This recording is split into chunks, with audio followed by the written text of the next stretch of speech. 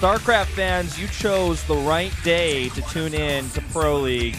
Today we're starting things off with SKT versus Jin Air. I am Wolf. With me is Valdez. How are you feeling? I'm feeling so hyped for this match, man. I can't tell you. I was thinking today, earlier when I woke up, what are we going to have today? What amazing matches are we going to have? I checked the rosters just to remind myself, and I was like, holy crap. This is actually insane. You pinched yourself to make sure it wasn't a dream. You looked at yourself in the mirror, and you were like, this is me, this is my life. I'm coming down to the studio today. And there's so many people who have also decided to do the same thing. We have a new graphic, by the way. When the teams are announced, you can actually see not only their win rate for this round, but also their indicator points. I love that, actually. It's just great to get what they're doing right now in recent times and see where they stand in the league so far. Of course, that was Jin Air, and here we got SK Telecom T1, the team I guess you can call the quote-unquote favorite team, as they do have a ton of fans that always come down to the studio, them and KT alike.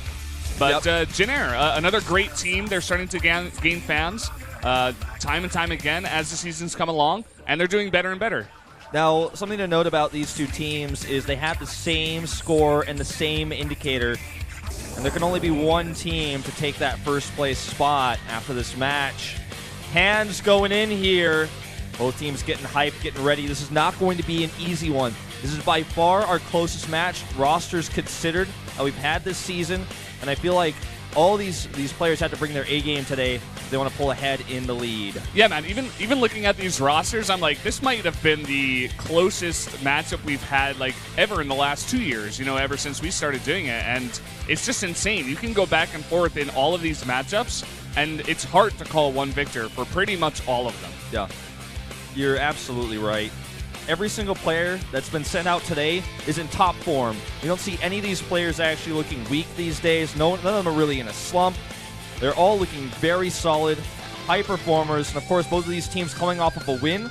Most of the players performing in that win as well, just furthering the fact that they're doing well. Some of them in individual league, some of them in pro league. Yeah.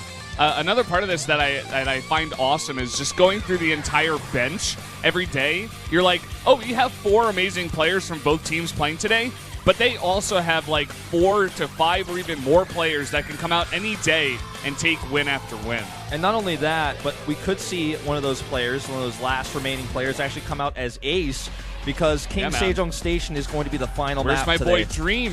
When he's going to come out again? I want to see him play again. But anyway, guys, we do have the lineups for today that we've been hyping up a lot. So far, it's going to be Cure versus Dark on Merry-Go-Round, and then Maru versus Sue on Foxtrot Labs, SOS versus Innovation on Overgrowth, and then Rogue versus Classic on Deadwing. Yeah, that is going to be a great one.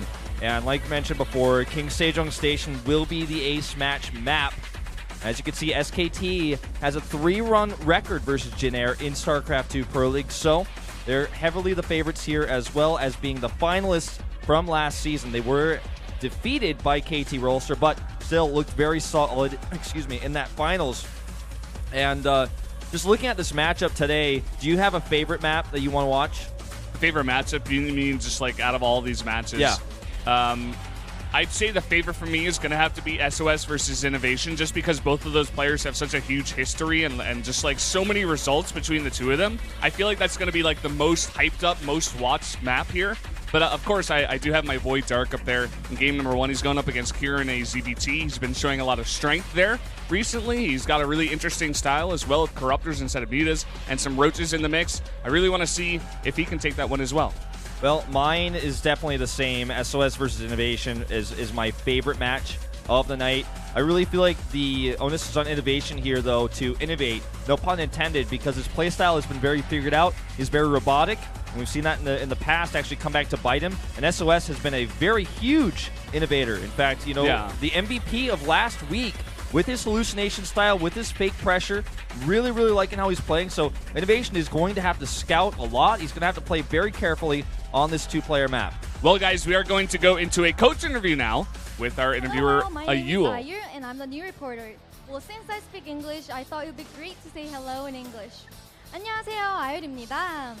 2주차 첫 번째 경기는 Our interviewer, of course, can speak English. I'll give you guys her Facebook info later so you guys can follow her.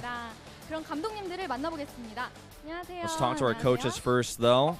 Starting things off with Ji-hoon, the Jin Air coach. 새롭게 합류한 선수들은 보이지가 않고 있어요. 그래서 이 선수들은 언제쯤 만나볼 수 있는 건가요? So no new players in your entry this week. When can we expect to see new players? T1 상대로 준비를 하다 보니까 불가피하게 이번 엔트리는 빠지게 됐고요. 언제든지 나올 Since we're 수 있는 facing such a 선수들을 strong 우리가 team in SK Telecom, we decided to use our stronger players because our new players are still practicing, and of course in the future they will come out. 지난주에 이어 박영우 선수가 선봉으로 출전을 Now we're going to hear, of course, from Uv, the SK Telecom T1 course. Dark is also, once again, your first player. 저쪽에서는 테란을 쓸 것 같았고 우리 팀에서는 영우가 우선은 보여준 검증된 것도 있고요. We thought that Jinner was going to use a Terran player first, so he decided to put out Dark, as he is strong in that matchup, and they were right. 네, 영우 선수의 선봉으로 As 좋은 expected, 경기 a Terran player came out, and we were right. 오늘 이기면 1라운드 1위가 Very good choice by Uv. 오늘 각오한 말씀 Good read. Look at that smirk. Putting that smirk on. 저희 저번 주 크리스마스 때 전무님께서 선수들 장갑하고 또 케이크하고 사주셨거든요. So on Christmas, 선물을 받았으니까 our team actually, our executive bought us 오늘 정말 some 준비 gloves 많이 and 해왔고요. cakes and other presents for Christmas. 제가 생각했던 게 T1이 제일 So as a 힘들 thank you 거라고 to our team 생각했는데, executive, we want to 이 win 부분만 today. 넘기면 1라운드 1위 하는데 문제가 없을 것 같아서 오늘 특별히 더 많이 준비했으니까 Today's match is going to be the hardest match of this round, but if we win today, I think we're going to be able to take first place. 지난 시즌 진에어를 상대로 3승을 거뒀지만 사실 세 번 모두 에이스 결승전까지 가는 접전이었어요. 근데 In the last season of Pro League, you guys were able to win against Jinner 3 times, but they were all very close matches. How do you think today's match is going to go? 뽑았는데 지금 현재 전력상 1위라고 평가를 받고 있고 진에어는 그래서 작년과 다르게 좀 저희가 도전해야 되는 입장이라고 생각하고 열심히 준비했습니다. 그래서 오늘도 A lot of people actually picked Jinner to pick the first place team of this season because they have a very strong roster. So we're going into this match thinking of our team as the challenger, actually. 피튀기는 대결이 있을 것 같습니다. And I think today's match will go to that ace match. I think there's a very high chance of that today, Valdez, because the players that we are seeing are so evenly matched and just a great set of maps. Good picks by the Jin Air team as well, though. And I feel like this could go either way. Definitely could go the ace match. You know, prediction-wise, I think it's too close to call. I can't actually say one team is really favored over the other based off of the entry that we have here. Yeah, I mean, if I had to pick one team, if there was a gun to my head right now and I had to pick one team, I would actually go with Jin Air, which is funny because if you think about last season, you're like, oh my god, SK Telecom, you know, they're the favorite going in. They look strong. They made it to the finals. Jin Air didn't. But Jin Air, they have such a strong lineup. And the 4 players they brought out today, you know, maybe minus Cure in this mix, but they're all doing so well recently, like individually. So I think, you know, because they're all on point, they'll definitely have a great shot today. They definitely have the momentum. You could even see that in the SK Telecom coach's interview, and Uv's interview there, he feels that momentum as well. He's saying that everyone is saying that they're actually the favorites to take round 1. And so he looks at his team as the challenging team, the underdog going into this matchup. So they even respect Jin Air in that way.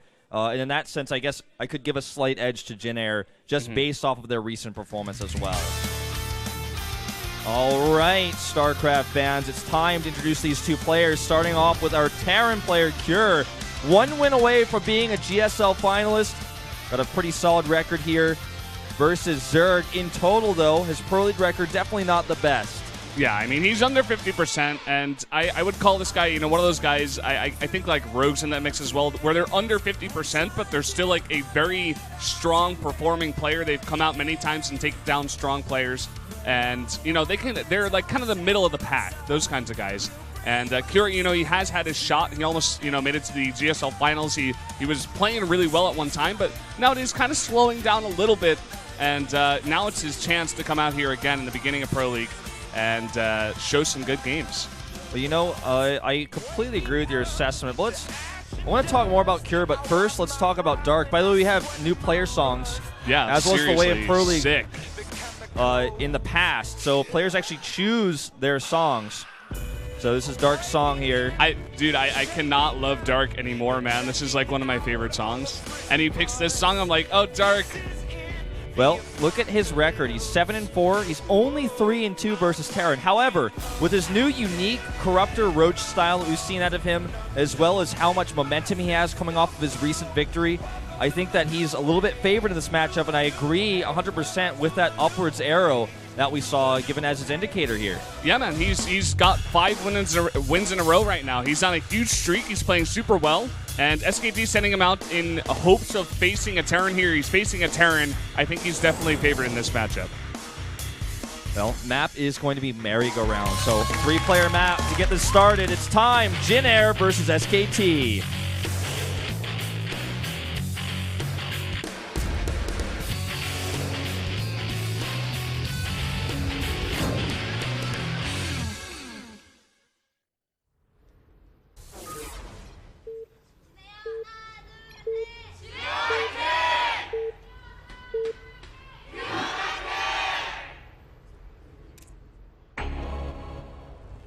Up here in the top right, in the red for Jin Air Green Wings, it is Cure.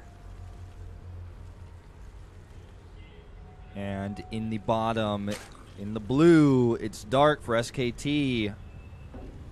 But talking about Cure, oh, by the way, there's Faker, very famous League of Legends players, come here with his team to support SKT. Awesome to see that support just across the entire team. You know, teams that are very successful from other games as well, coming to watch other very successful teams. Yes. Okay, so talking about Cure a little bit, you mentioned how he's got one of those players who's got a win rate that's below 50%, and I just want to mention that he's played over 50 games in Pro League. That's actually a lot of games played for someone who isn't a 100% regular for the team. So this means that this guy has got a lot of experience. And sometimes when you become a better player, as you improve as a player, your win ratio takes a while to increase, right? Even if you're playing on the ladder, if you suddenly become really good, your win rate still might be below 50% until you actually win all those games. Cure is definitely towards the peak of his career right now. Like I said before, he was one win away from becoming a GSL finalist. And I feel like that record, it could be discounted to a certain extent. Yeah, I would definitely have to agree with you there. I mean, we're just seeing this player slowly develop over time. And like you were saying, he's not 100% regular, but he was like something like 90, 95%. He was, you know, Jin Air, kind of like KT, they had this lineup of 4 players that they sent out over and over and over again in last season. And he's definitely got a lot of experience. I can't wait to see this guy grow as well. But just talking a little bit about this game, let's see where we're going here. We do have a hatch first for Dark into a pool without gas.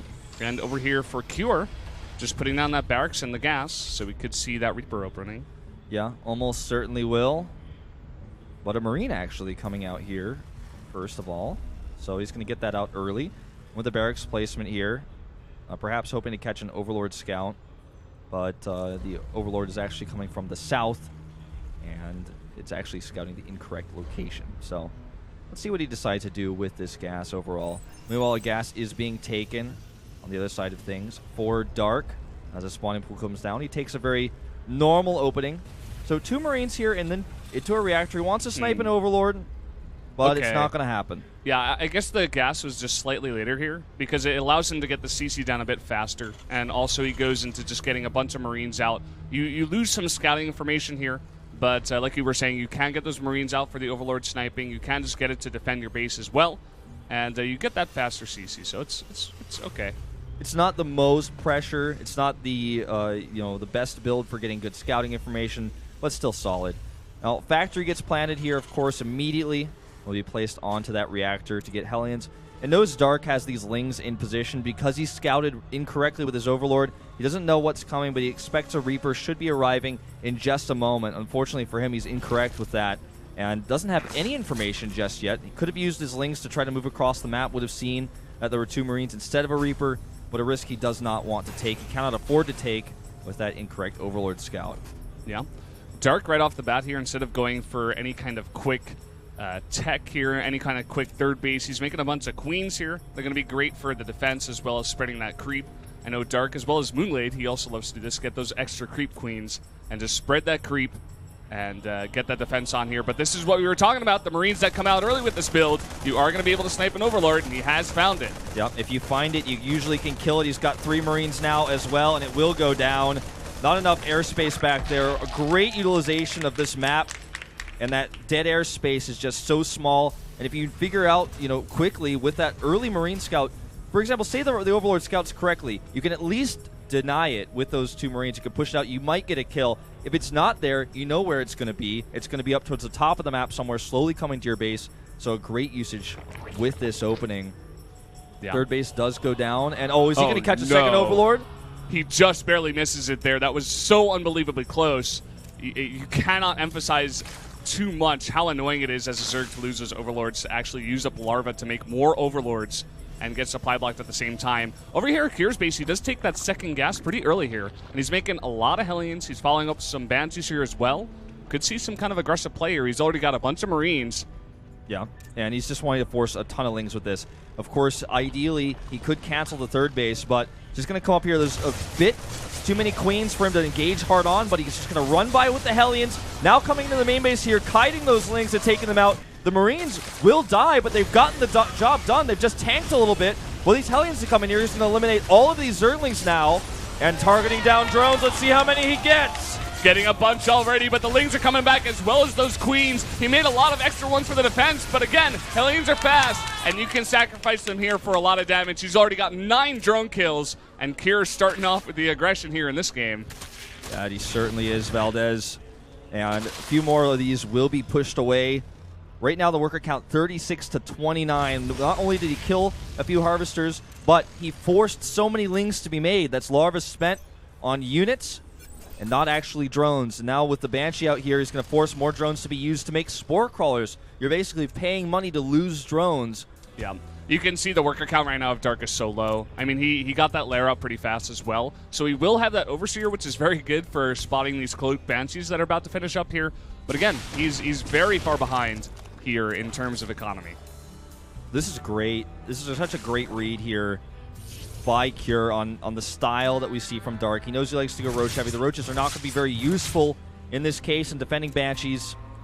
And he's really messed with the economy so significantly here. Now back at home, he started Stim, of course. The third CC is nearly complete. And he's making a few Marauders. Again, already anticipating the style that we've seen from Dark, and also being able to scout that Roach Warren. Picks off 2 Tumors here. Again, you cannot emphasize how smart that is as well. He's just stopping that creep spread for a later push that's going to come along here. He's already stacking up a ton of Hellions here. Didn't actually see if he got that Armory down just yet, but again, that can come into play a little bit later here with some kind of Hellbat push. He's got Marauders in the mix, as you were mentioning as well, and now starting some tanks even. Yep.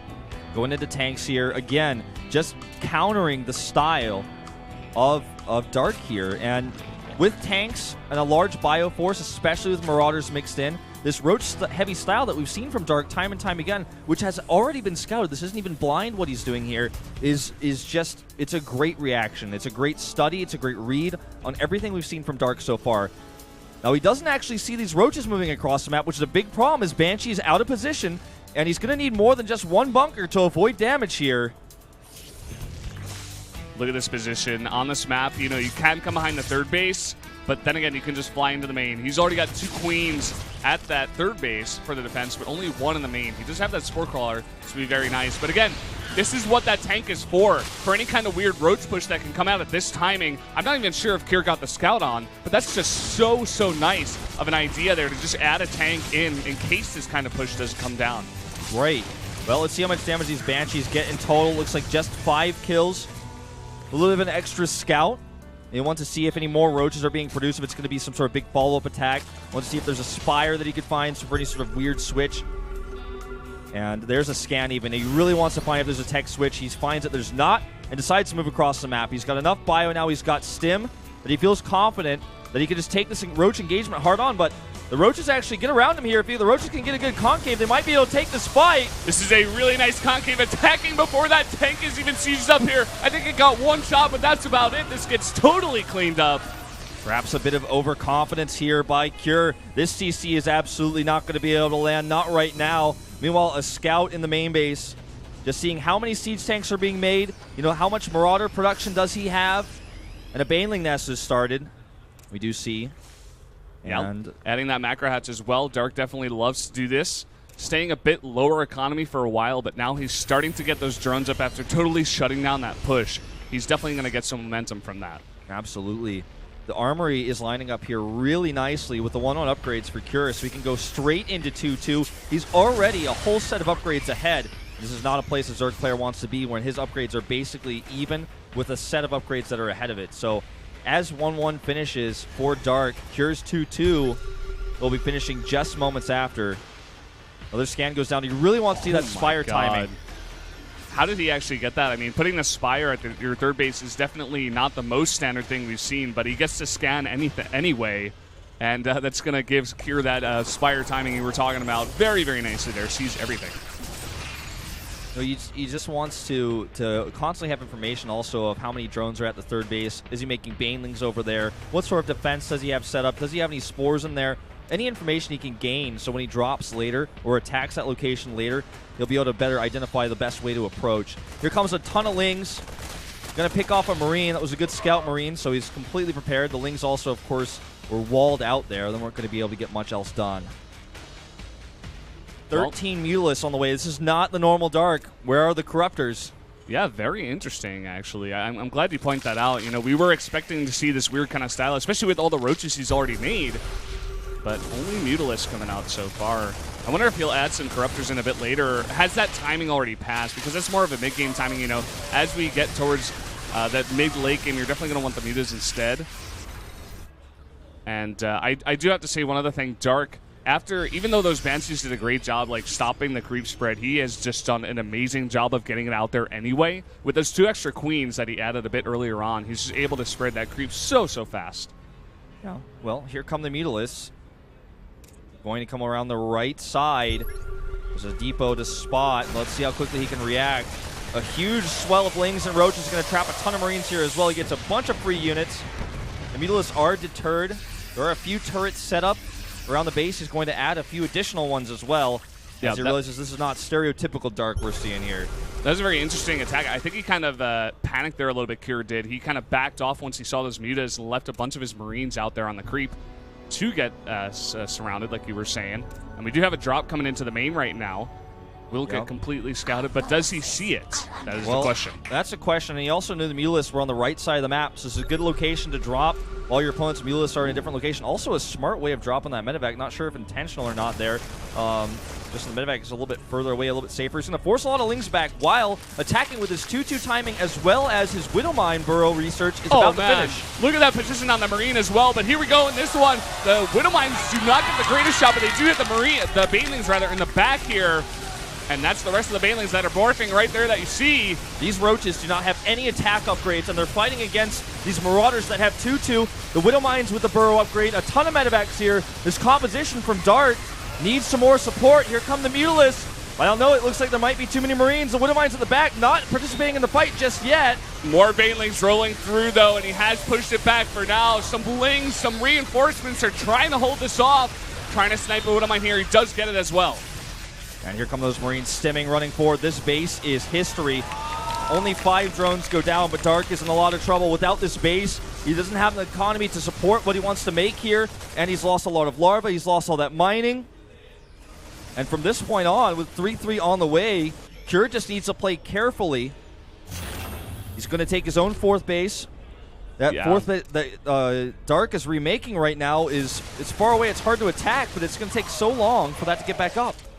That it will, man. Cure's going to easily take this 4th base here. There's not much that Dark can do about it. He's going to try to send his Mutas here and some Lings for the harass. His 2-2 is just finishing right now.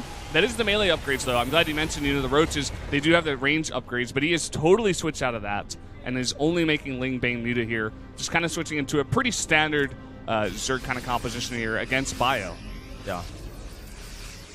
Most standard we've seen from Dark in a while. This Ling Muta Baneling. Just wants to change it up. A quadruple Widowmine drop, meanwhile, actually. That's 4 Widowmines. He's probably going to drop that into multiple mineral lines.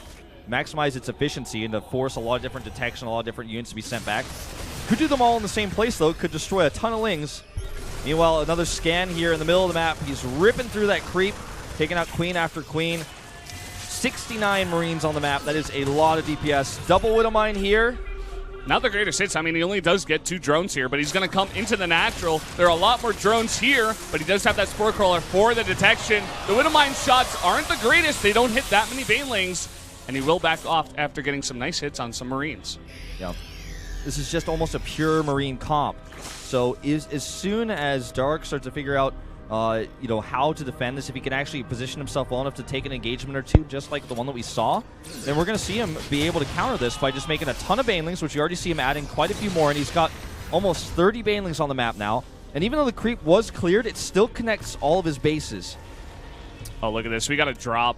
I'm not even sure if Cure has realized that that 4th base is over there and that he could just drop. There was not much defense, and he could definitely go in for that. It just seems to be more favoring dropping into the main. He's found some damage before doing that.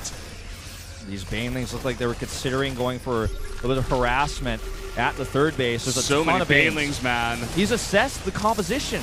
It's almost pure Marine. He's going to go for an attack here towards the ramp, but the concave is too good. The position is too good. Ooh, he actually snipes out that drop over going into the main. But again, Cure has such a nice push coming on here. So many Banelings going down to only Marauders. All of the Marines in the back. The 3-3 is done for the Terran, and here we go. That was such a great engagement there by Cure. Let's see how this one goes. Oh, no! The Widow Mine hits here are quite strong.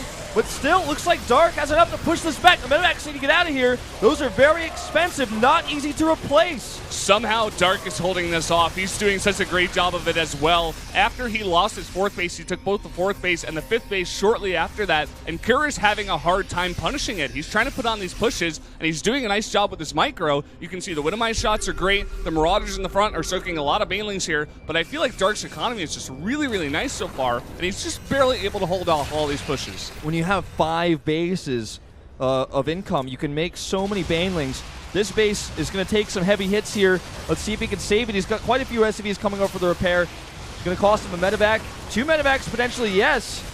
And uh-oh, he wasn't paying attention. It got a bit flustered here. He's going to lose a lot more than that now. Another medevac goes down. Marauders now have to turn and fight. So far off creep, though. Dark is starting to run this guy around the map. He's just getting his army totally out of position. A really nice surround here on a lot of Marines as well towards that 5th base. Banelings here coming up at the front. He just wants to go ahead and burst those Widow Mines down if he can. Does take a lot of those down with that explosion there. And he's running him around the map, mind you, down a whole set of upgrades. It's 2-2 versus 3-3.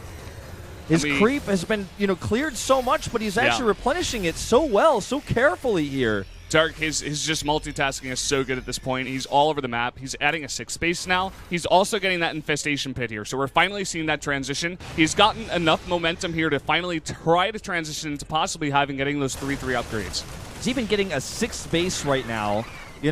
I feel like the choice to go quadruple Widow Mine here is totally warranted. Needs to make sure he can split those Widow Mines, maximize their damage, because his Baneling count is so high that he's going to need more than just Marauders at the front to actually break through this composition, especially with such a healthy Mulus count at 18.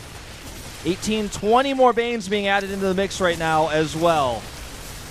Pushing on to creep here. These Banelings are getting some decent hits. The Widow Mine seems to hit a good amount over there of Lings, actually getting 10 kills. And now here we go. Dark's coming from the right side and the left. He's coming in from both sides. Marines come to reinforce from the back, but already a fairly strong engagement here from Dark. He's going to kill these expensive medevacs. If you look at the supply, it doesn't always tell the tale here, because a lot of this army supply is actually in medevacs that don't do damage. They only do healing.